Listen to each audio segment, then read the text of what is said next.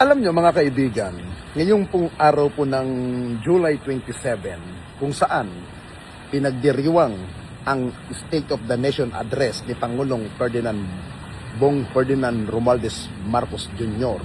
na inuulat niya sa bayan, pero meron tayong mga mangingilan-ngilan mga kababayan na tila nakakaligtaan nila na lumalagpas na sila sa kanilang mga limitasyon sa salitang malayang pamamahayag.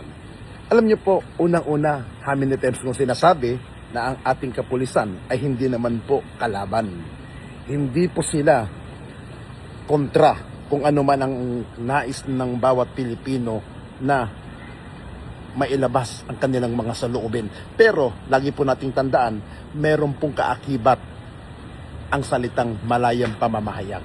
Unang-una, itong mga nagraling ito ay wala pong permit para magsagawa ng kilos protesta. Dahil ang kahabaan po ng Commonwealth ay hindi po masasabing Freedom Park na kahit walang permit ay pwede. Hindi po Freedom Park po yan.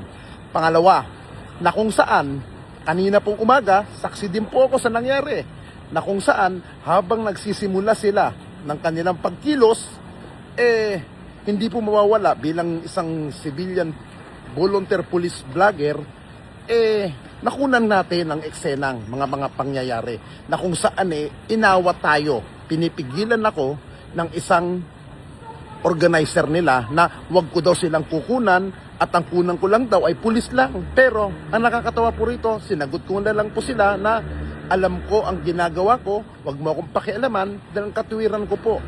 Kung meron kayong karapatan maglabas ng saloobin ninyo, may karapatan din ako na ilabas sa social media kung ano ang ginagawa ng ating kapulisan na hindi naman masama ang ginagawa. Alam nyo po, hindi po aabot ang sakitan na yan kung marunong kayong sumunod sa mga paalala, alituntunin ng ating kapulisan.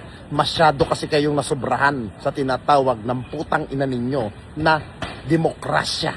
Yan ang demokrasyang masyado nyong inabuso, mga leche kayo.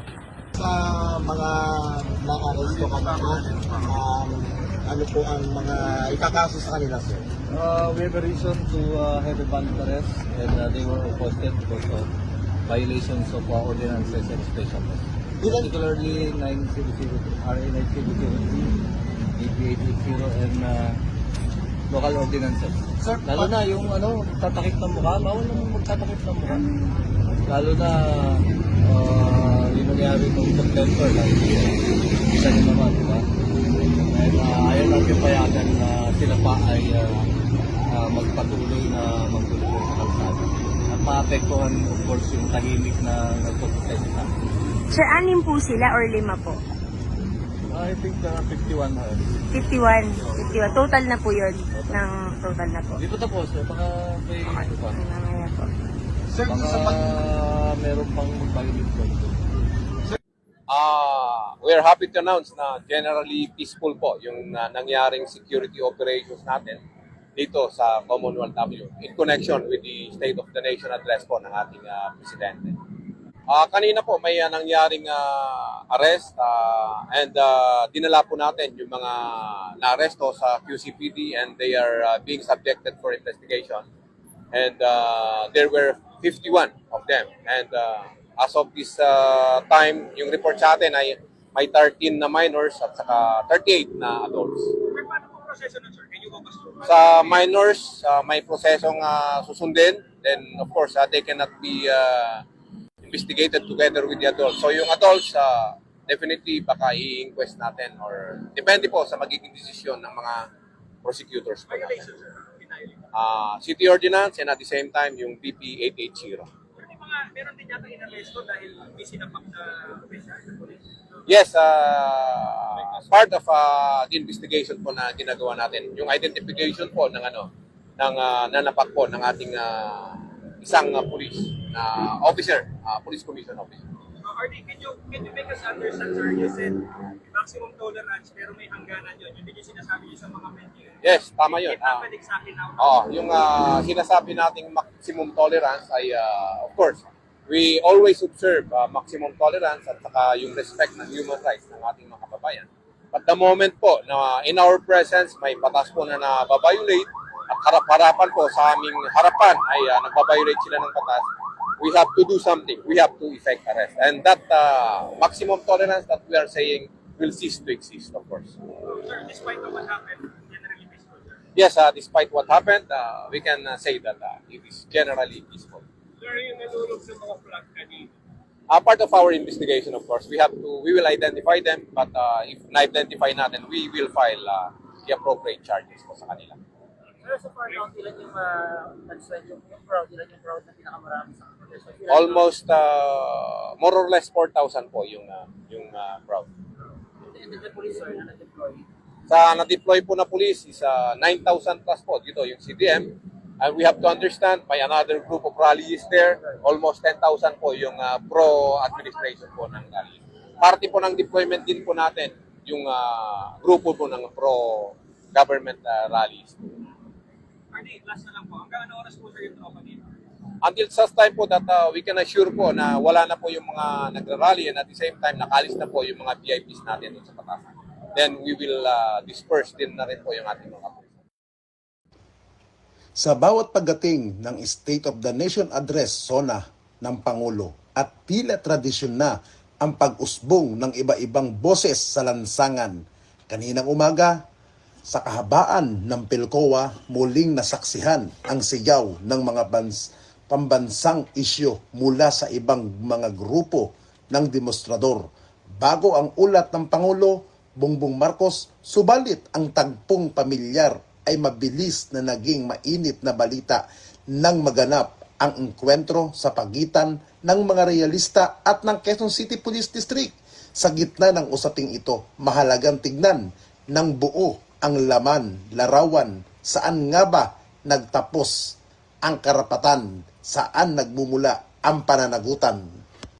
Hindi makakaila na ang kalayaan sa pagpapahayag ay isang mga haligi ng ating demokrasya, maging ang pambansang pulisya sa pamamagitan ng pahayag ni Police PNP General Nartatis ay malinaw na kumikilala rito. Sinabi niya may karapatan ang bawat individual na makibaka at magpahayag ng saloobin. Katunayan, sa kabila ng kawalan ng permit ng mga grupo na nagrally sa Pilcoa, pinagbigyan pa rin sila ng mga pulis na maiparating ang kanilang boses, ang tanging hiling lamang ng pamahalaan at ang kapulisan ay huwag umabante o lumipat ng pwesto upang hindi makasagabal sa daloy ng trapiko at hindi makaabala sa milyong-milyong ordinaryong commuter na nagmamadaling pumasok sa kanilang mga trabaho. Ngunit ang pagnanais na maiparinig ang ipinaglalaban ay hindi dapat maging dahilan upang baliwalain ang mga umiiral na batas at ordinansa. Ang maximum tolerance na ipinapakita ng pulis ay may hangganan. Ito ay nagreresulta sa pagtatapos kapag mayroon ng paglabag sa batas, panggugulo at pananakit sa naganap na insidente, humantong sa mga pag-aresto sa 51 individual na isinakay sa bus ng BGMP. Ang dahilan ng paghuli ay hindi ang kanilang prinsipyo, kundi ang tahasan paglabag sa mga ordinansa ng lungsod Quezon, tulad ng pagbabawal na vandalism at pagbabawal sa pagsuot ng takip sa muka sa gitna ng rally. Nakakalungkot ding makita ang isranghiya ng ilang grupo na ginagamit ang kabataan at nagpapanggap na miyembro ng media upang magmukhang biktima at makakuha ng simpatya sa publiko. Malinaw ang pahayag ng pulisya, walang lehitimong miyembro ng media ang inaresto dahil ang lahat ng tunay na mamamahayag ay may sapat na indication. Ang paggamit ng ganitong muling pamamaraan ay pagpapalabo sa tunay na mensahe ng kanilang pinaglalaban at nagdudulot lamang ng maling impormasyon o fake news sa lipunan. Dapat nating tandaan na ang mga pulis ay hindi kalaban ng mamamayan. Sila ay ginagawa lamang ang kanilang tungkulin na panatilihin ang kaayusan sa maraming pagkakataon. Ang mga pulis pa ang nananatiling pasensyoso, nababastos at maging nasasaktan. Sa gitna ng gitgitan, ngunit patuloy silang nagtitimpi hanggat kaya. Hindi kailangan maging berdugo ang pulis sa mga taong marunong gumalang sa lituntunin.